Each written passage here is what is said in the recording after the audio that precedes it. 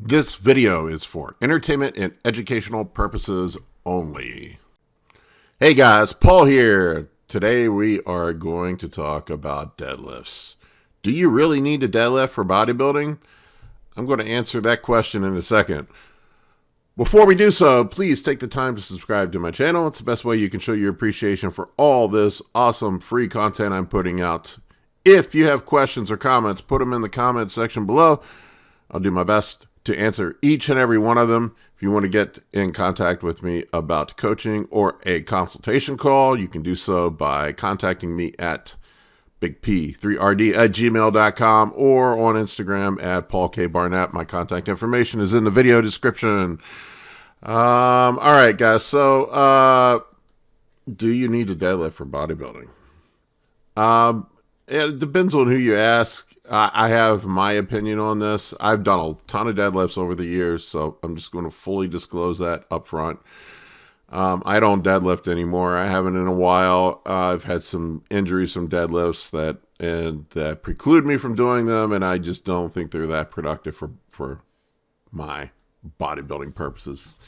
I know people love doing them, and I don't, disparage anybody who wants to do deadlifts. You go right ahead and do it. It seems to be the most popular lift in the gym these days, which is weird to me because when I was younger, nobody fucking deadlift. Now everybody and his little brother is doing a deadlift and posting up how much they pulled.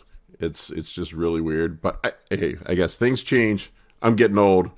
Stuff's weird. So really, there's three types of deadlifts that I see mostly. Sumo deadlifts. There's more variations of this, but primarily sumo deadlifts, conventional deadlifts, and then your stiff-legged deadlifts with dumbbells or barbells. Now, there's many other variations, but those are the three that you primarily see, or some variation of them. I'm just going to scratch sumo deadlifts straight off the list. I mean, to me, they serve zero purpose in bodybuilding. I know people love their sumo deadlifts. It seems like everybody in the gym now is a sumo deadlifter. That's all I see people do anymore.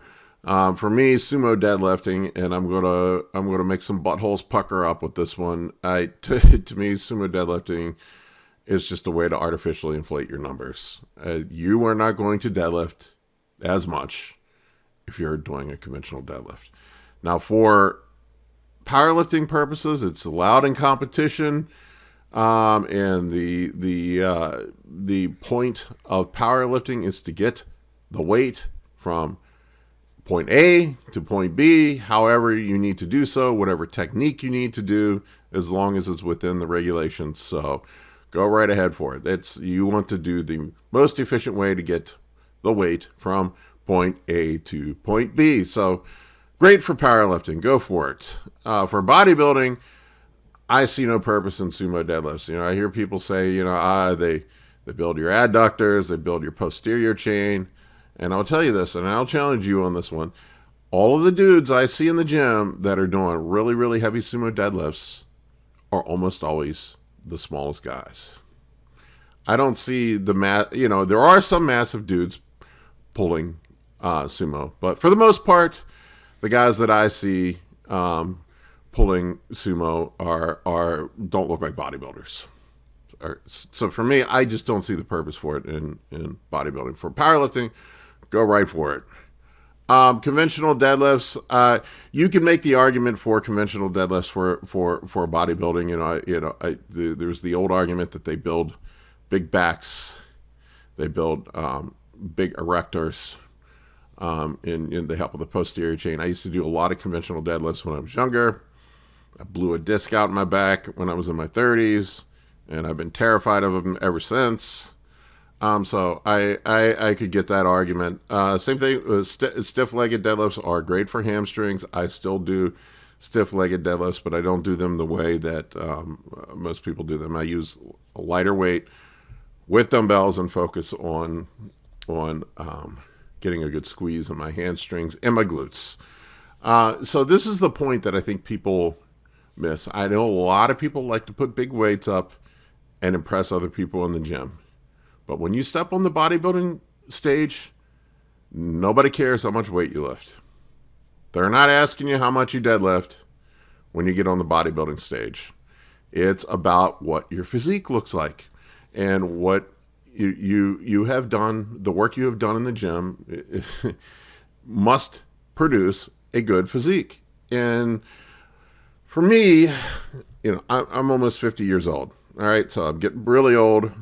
I just don't see the benefit of doing deadlifts anymore. For me, there's multiple reasons I say this. So, if I do a heavy set of deadlifts and I try to complete my back workout after that, I have accumulated so much systematic fatigue from the deadlifts that there is no way that I can go in and do a set of heavy bent barbell rows, or I can do T-bar rows, or I can do weighted pull-ups after that and get the most out of them. And you tell me, I don't know which is going to be more productive for a big back. I think doing my best, putting the most effort into doing heavy rows and chins is going to give me more back development than having deadlifts in my routine. If you want to do them, I would do them at the end of the workout. There is an exception to this. I think when you're in the beginner phase of bodybuilding, that you need to have a few years where you do focus on building the core lifts in your core strength. Another argument against deadlifts is, and I see it with guys, it seems like the guys that deadlift a lot end up blowing out their waist. They have huge trunks. You have to have a giant core to deadlift. You look at all the world, especially conventional deadlifts. You see all the dudes that are the exceptional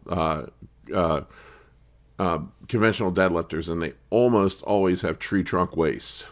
And you do not see physique competitors, guys that are in physique and classic bodybuilding. For the most part, you don't see them doing deadlifts anymore.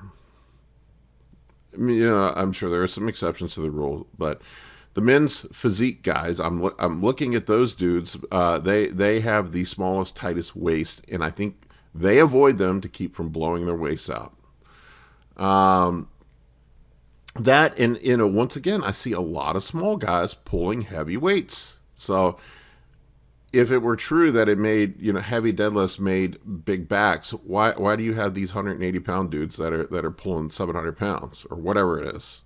I see them in the gym all the time. These, and it's impressive. It blows me away that you get these little tiny dudes that can pull, women, little tiny dudes that can pull, heavy amounts. Usually it's on sumo deadlifts.